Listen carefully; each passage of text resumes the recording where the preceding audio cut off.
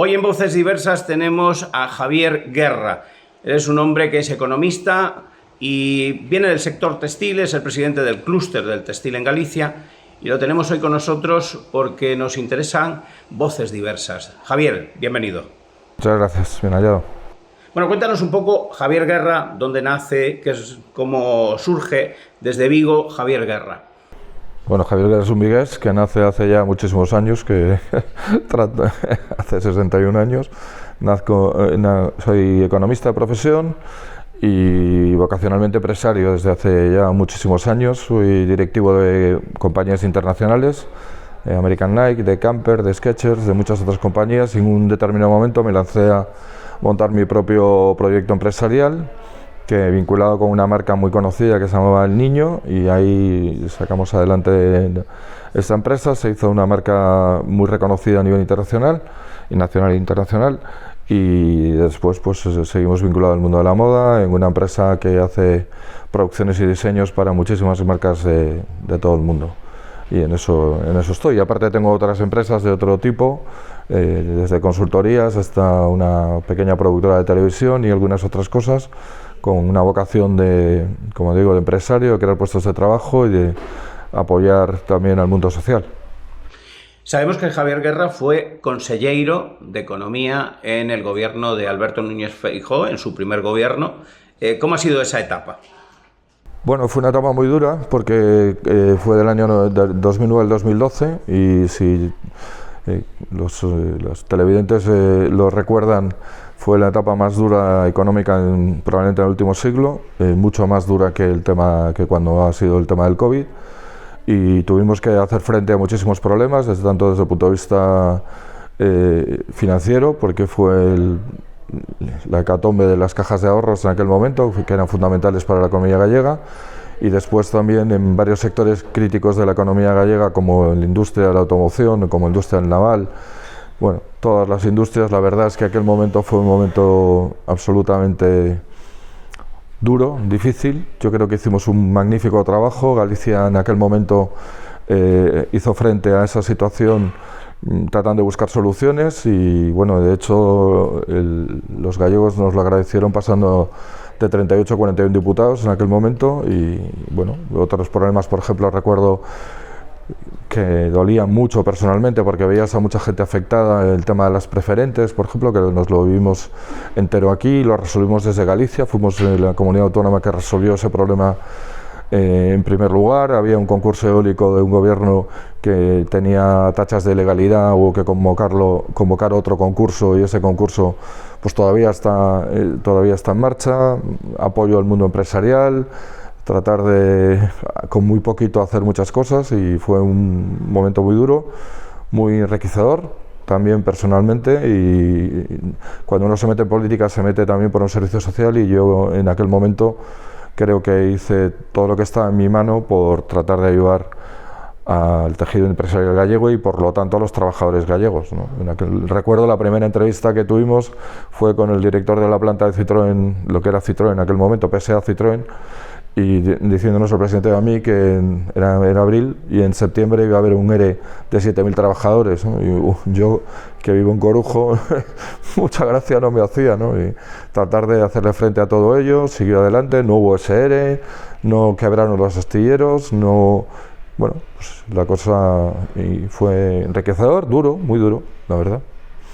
De político a empresario, ¿cómo se gestiona realmente todo eso? ¿Es mucho más fácil, siendo empresario, llegar a la política y conseguir cosas? Yo no soy un político o un empresario, soy un empresario que ayuda en la vida social. Yo soy un empresario de vocación, economista de vocación, y no un político. Me he dedicado a eso porque creo que todos tenemos que participar en la vida pública, porque participar en la vida pública es ayudar a tu sociedad, y en aquel caso a Galicia. Y bueno, tenía posibilidades personales en el sentido que me podía organizar mis empresas, aunque es durísimo y dificilísimo, y una de las cosas que yo siempre hablo es el tema de las incompatibilidades que existen entre el mundo empresarial y el mundo político, porque es imposible ser político teniendo empresas o dedicándote a la política en una parte de tus años, de tu vida, y dedicándote al mundo de la empresa es prácticamente imposible. Entonces, bueno, pues yo soy un empresario que en aquel momento el presidente Feijóo consideraba que yo tenía las cualidades y la situación para poder ayudar, ¿no? Pero bueno, yo soy antes de nada empresario, soy economista de profesión y es lo que me gusta hacer, ¿no? ¿Que la política es difícil? Sí. Yo creo que la política tiene un arte particular. No creo que solo tenga que haber políticos profesionales, como hay en muchos casos, políticos, gente que no ha hecho otra cosa en su vida que dedicarse a la política, pero también creo que tiene que haber políticos profesionales, quiero decir, no solo profesionales que vayan a la política, sino la política tiene también una forma, hay que entender la sociedad, entender los movimientos sociales, entender lo que es bueno para un país o para una región en este caso, o para una ciudad, porque yo fui concejal de Economía también aquí en el Ayuntamiento de Vigo, y eso es un arte que no solo tiene unas determinadas personas que son los profesionales de la política, ni solo también los profesionales de las empresas que vayan a la política. Pero es muy difícil, muy difícil, y debería ser muchísimo más fácil que profesionales de la vida activa normal, de la vida de las empresas, pudieran dedicarse al mundo de la política. Recuerdo que hay 2 años de incompatibilidades después de acabar la vida política, y en mi caso, que yo era consejero de Economía, pues ya verás tú, no podías relacionarte con nadie porque como habías tenido relación con empresas o con un banco o con lo que sea, la verdad es que dificulta muchísimo, quedas muy marcado además, y bueno, yo gracias a Dios tengo mi vida encaminada por otro sitio, no soy un político dependiente, eso también me ha llevado bastantes problemas.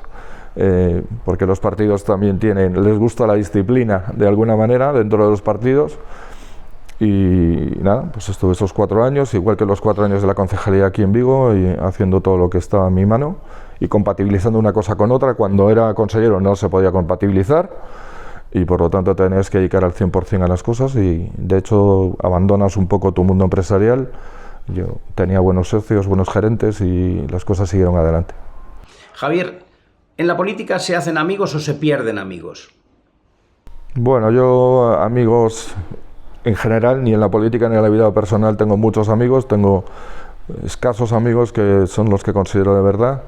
En política es difícil hacer amistades, la verdad, o por lo menos para mí ha sido difícil.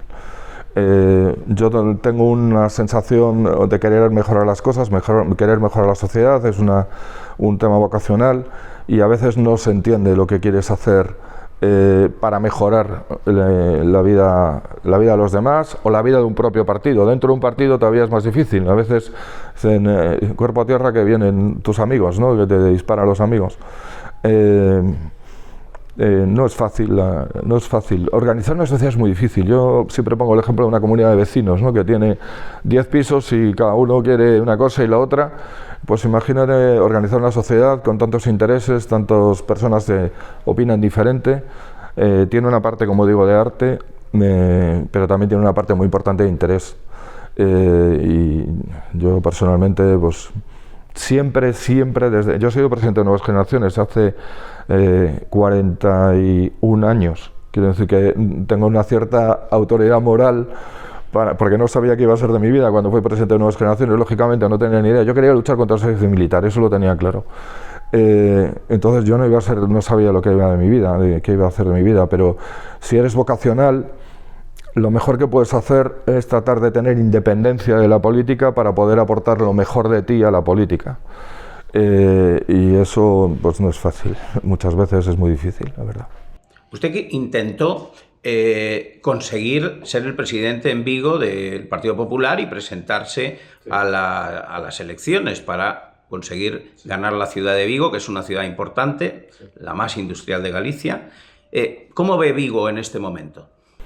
Bueno, yo me quise presentar no por ir contra nadie, sino por ir a favor de mi partido. Los resultados son los que son en la ciudad.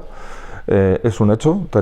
Yo fui concejal con Corina Porro, que era una magnífica alcaldesa, con 10 concejales, pasamos a 13, después pues volvió a presentarse Corina, yo iba con ella en la lista y tuvimos 13, Y a partir de aquel momento, por muchas razones, pasamos a 7, a 4 y ahora tenemos 5 concejales. Es un hecho. Si usted me pregunta, yo soy un empresario, si soy un empresario, tengo un cliente que es el fundamental de mi clientela y bajan las ventas, pues normalmente estoy preocupado por lo que pasa, ¿no? Llamaré al director comercial, al jefe de ventas, le preguntaré qué pasa, voy a ver al cliente. En Vigo la realidad es la que es, ¿no? Y yo creo que el Partido Popular tiene que tener ambición por la ciudad de Vigo, tiene que luchar por conseguir. No podemos dar como dato que Vigo, bueno, está el alcalde y ya está, como es muy difícil. Pues no sé, hay que salir a pelear ese partido. Yo creo que con la experiencia que tenía acumulada, la autoridad moral, si se me permite, de tantos años afiliado, nunca dependiente de la vida política, más que cuando era consejero, porque tienes que ser profesional, no te queda otra. No es que yo quiera, sino es que no existía otra posibilidad. Pues creí que podía aportar a esta ciudad. Creo que hay que ser críticos. Vigo es una ciudad compleja, con muchísimo movimiento asociativo, industrial, y es una ciudad compleja que hay que comprender, y aparentemente el Partido Popular en los últimos años pues no está comprendiendo lo que pasa en la ciudad. No es que yo quiera enfrentarme con nadie, pero es la realidad. O sea, usted lleva una camisa rosa, si yo hago solo camisas rosas en mi empresa y la gente no me compra camisas rosas porque quiere azules, pues habrá que pensar qué coño está pasando en por qué hago camisas rosas. Pues algún motivo habrá. Digo que habrá que entender lo que pasa, ¿no? Y tengo la sensación de que bueno, se hacen muchos esfuerzos, pero no se está dando en el clavo, y por eso quise presentarme con cara y ojos, sin ningún tipo de problema, y bueno, pues ya está, las cosas fueron como fueron, que si me permite no voy a entrar en que fueron como fueron, porque ya pasó y ya está. Y yo creo que en la ciudad no me parece que sea razonable que una ciudad tenga un alcalde, sea del PP o del PSOE o de cualquier otro partido, con 20 concejales y que la oposición tenga 5. No me parece bueno ni sano para la ciudad, ni me parece. Creo que la competencia es buena, y si hay competencia quiere decir que estás cerca, que de algún momento puedes tener alternativa, que puedes generar otra posibilidad y que la gente te pueda ver como una posibilidad, ¿no? Eso es por el motivo que me presenté y ya está, ya pasó. ¿Volvería a presentarse? No creo que me vuelva a presentar, tengo ya una edad. Creo que sí que hay que el tema de tener una conciencia crítica es malentendida, muy malentendida. Y un crítico no necesariamente tiene que ser un opositor. Un crítico es lo mejor que le puede pasar siempre digo esto es una cosa que aprendí en una empresa, en American Nike. Te decían que lo mejor que puedes hacer por una persona cuando gestionas a una persona es decir lo que hace mal. Lo que hace bien se va a dar por conocido. Nosotros en las empresas tenemos también, a las personas le tratamos de mejorar en lo que hace mal. A mí me gustaría que mejoráramos algunas cosas, desde luego, ¿no? Por el hecho de que los resultados son los que son. No hablo contra nadie, ni contra la persona que está ahora, ni con ninguna otra persona. Algunas de ellas eran compañeras mías en el gobierno. Si se me entiende mal, se me entiende mal porque se quiere entender mal. Simplemente creo que hacer un análisis diciendo en Vigo no ganó el PP las elecciones autonómicas. El vino es un dato. Y si lo digo aquí delante de la cámara, pues no, es que en Vigo ganó el bloque en las elecciones autonómicas. Oiga usted, pues habrá que pensar qué pasa, porque el PP tiene mayoría absoluta en la Cámara de largo, ¿no? Y en las ciudades que son similares a Vigo tiene una posición. Coño, pues si aquí perdió con el bloque nacionalista gallego en las elecciones autonómicas, no las municipales, las autonómicas, y las generales, y coño, algo estará pasando, ¿no? Digo yo, no sé, no encajamos, algo estará pasando, habrá que pensarlo. Digo yo, no sé, yo haría esto en una empresa privada, lo haría con sinceridad y lo haría tranquilamente y tratando de entender que la crítica no tiene por qué ser destructiva, puede ser constructiva perfectamente, ¿no? ¿Qué se puede cambiar en Vigo en este momento si le tocase gobernar a usted, por ejemplo? ¿Qué cambiaría? A mí no me va a tocar gobernar, no voy a poner ese supuesto. Pero yo creo que a Vigo le hace falta una cosa, que es no ver el dedo y ver a las estrellas. Estamos viendo el dedo y vemos no tenemos las estrellas, y esto es un poco lo que se genera aquí. Ahora está toda la ciudad llena de luces, estamos viendo las luces, nos sorprenden las luces, pero no estamos viendo dónde va la ciudad. Yo me gustaría preguntar a los vigueses qué quieren una ciudad. Vigo ha sido una ciudad industrial, usted la definía antes como una ciudad industrial. ¿Queremos una ciudad industrial o queremos una ciudad de servicios o qué queremos? No sé. Yo creo que Vigo, en todo tema de inteligencia artificial, de nuevas tecnologías, de innovación, creo que hay muchas empresas que están haciendo cosas muy interesantes, pero Vigo como ciudad no lo está haciendo, y estamos quedándonos en el dedo, estamos viendo el dedo y a ver creo que se me entiende lo que quiero decir con el dedo, ¿no? Porque no vemos la luna, vemos el dedo. Y creo que ese debate en la ciudad es muy importante. Hay muchísimas empresas de forma individual, insisto, que trabajan fenomenal, que tienen muchas posibilidades a nivel internacional. Empresas viguesas yo he estado hace poco en Sudáfrica y en la frontera, cuando te ponían el sello había un papel de Pescanova. Digo, joder, en Sudáfrica. Hay muchísimas empresas muy positivas, pero como ciudad no veo que haya una claridad expositiva de lo que quiere ser Vigo, y eso me parece muy importante. Tanto en Vigo como en España como en Europa estamos perdiendo industria, y sin industria pues no hay nada más. Entonces, bueno, pues yo a quien gobierne cualquier día le sugeriría que hiciera un análisis estratégico detallado, no quedándose en la superficie, sino entendiendo qué es la ciudad, y trataría de darle un destino, como dicen los americanos, una misión a la ciudad. Vamos a hablar, ya que usted fue consejero aquí de Economía, ¿cómo ve el gobierno español, cómo ve la economía española y cómo ve lo que está pasando en este momento en España? Bueno, si hablamos solo de política es mejor no verlo, porque la verdad es que es bastante lamentable todo lo que está pasando, ¿no?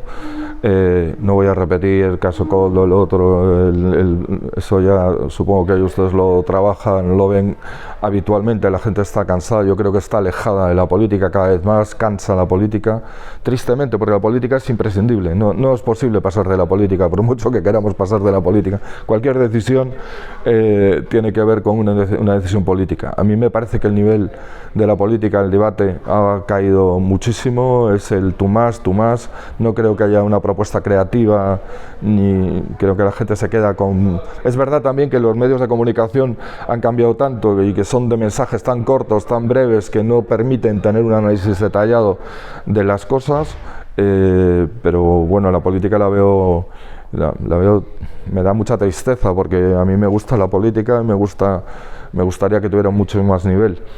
Creo que nos salva de alguna manera la perspectiva de Europa, y yo me gustaría que hubiera una integración cada vez mayor en una supranación, por llamar de alguna manera, que fuera Europa, ¿no? Desde el punto de vista económico, me parece que yo tengo un pollo, usted ninguno, y los dos comemos medio.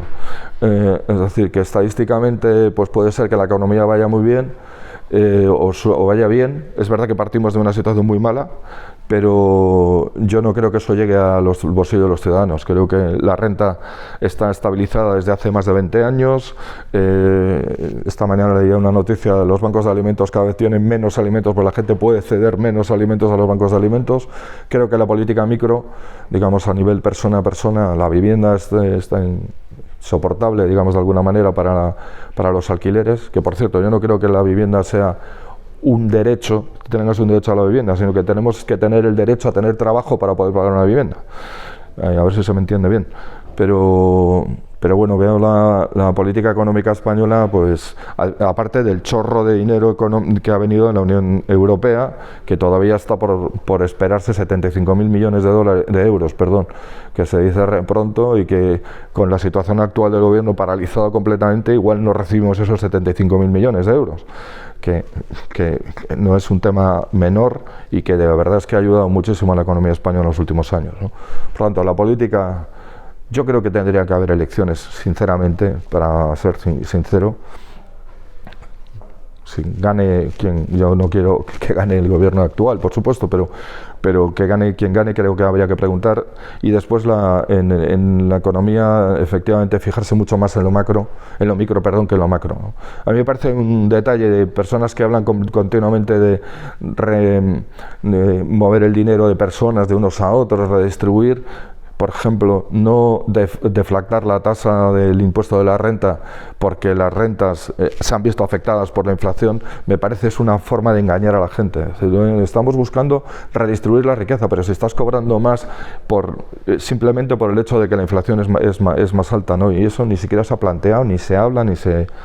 Entonces, bueno, pues yo lo veo, desgraciadamente, yo mismo, que empecé con 17 años exactamente en el Consejo de la Juventud, cada vez me siento más alejado casi de la vida política, la verdad.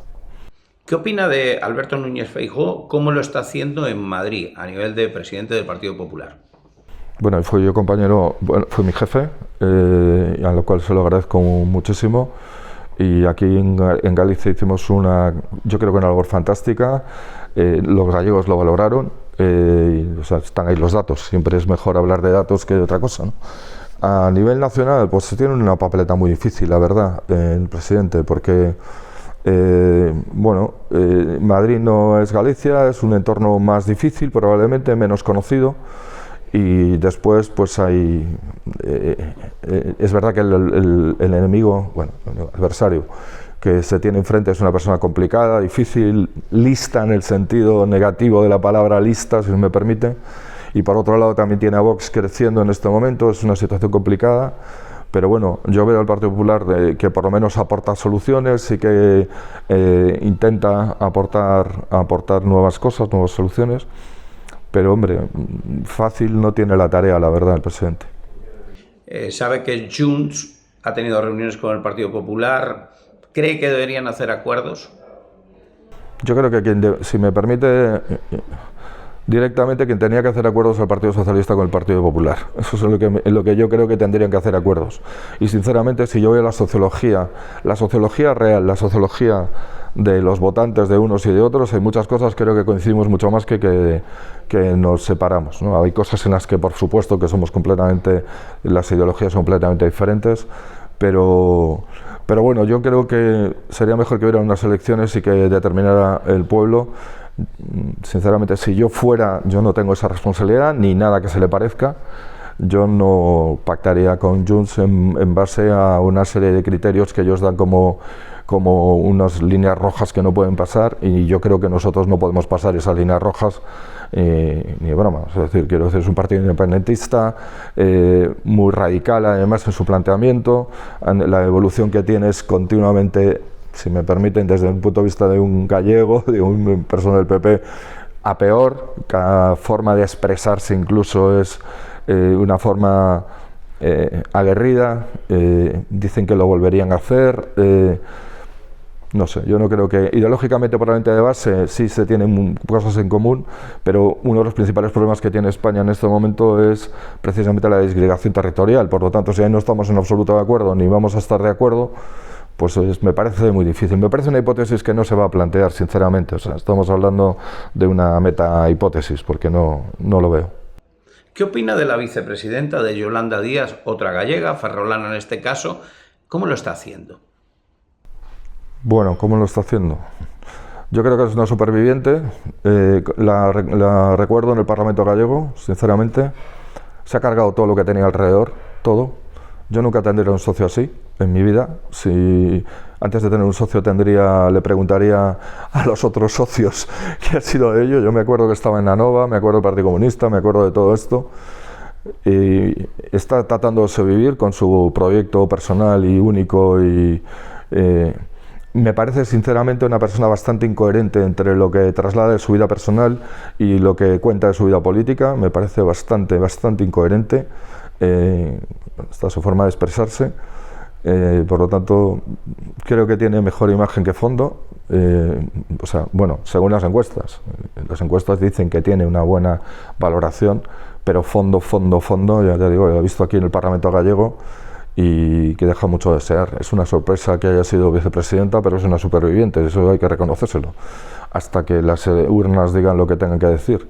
Probablemente ella es de las menos interesadas en que las urnas hablen alto, ¿no? Pero incoherente absolutamente total. Una cosa es te puedo decir que que ya no van a volver a apoyar al señor Pedro Sánchez, pero después la línea roja se convierte en blanca y blanca en amarilla y después cambia.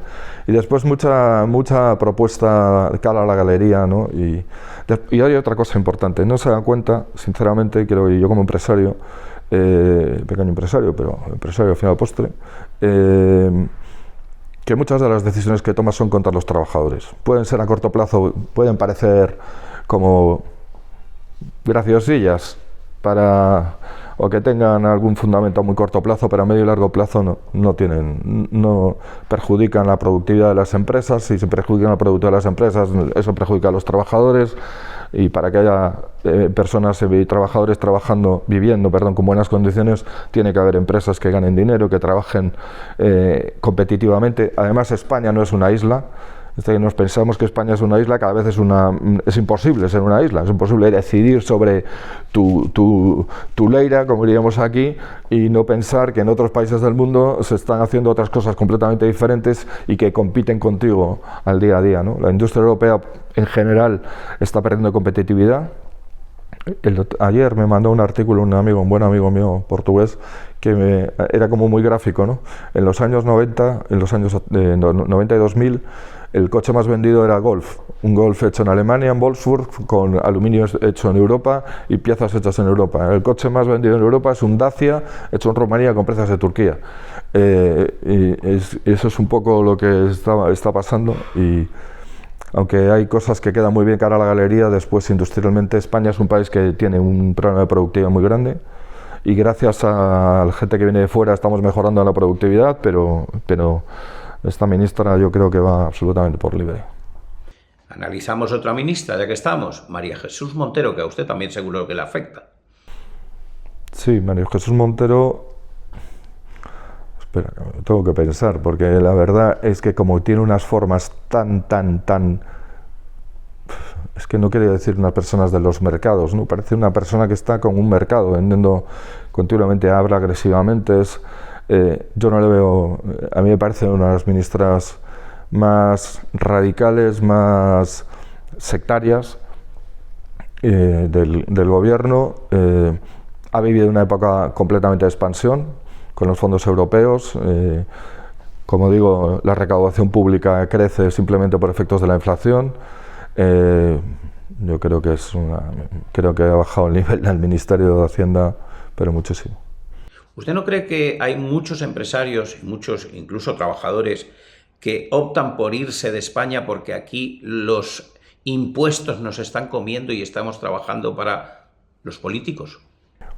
Bueno, no sé si estamos trabajando solo para los políticos, pero creo que hay mucha gente creo que muchísimas personas estamos cansados de la presión fiscal. Muchísima gente no se puede ir porque tiene que trabajar aquí y vive aquí y es de aquí, y el que se puede ir, pues muchos de ellos pues sí, buscan otro tipo de soluciones fiscales, porque la verdad es que es una presión. Yo ayer hablaba en la comida familiar con mi hija, que su primer trabajo, decía: papá, me quitan el 30%. Le digo: hija, bienvenido al mundo real. O en una empresa, cuando tenemos una empresa y viene una operación que sale con beneficios, no, pero espera, somos 3 socios, pero es que hay uno más que se lo lleva, ¿no? Creo que la administración pública tenía que ser muchísimo más eficiente, muchísimo más productiva para que fuera eficaz ese dinero que pagamos, ¿no? Yo creo que hay que tener solidaridad, por supuesto.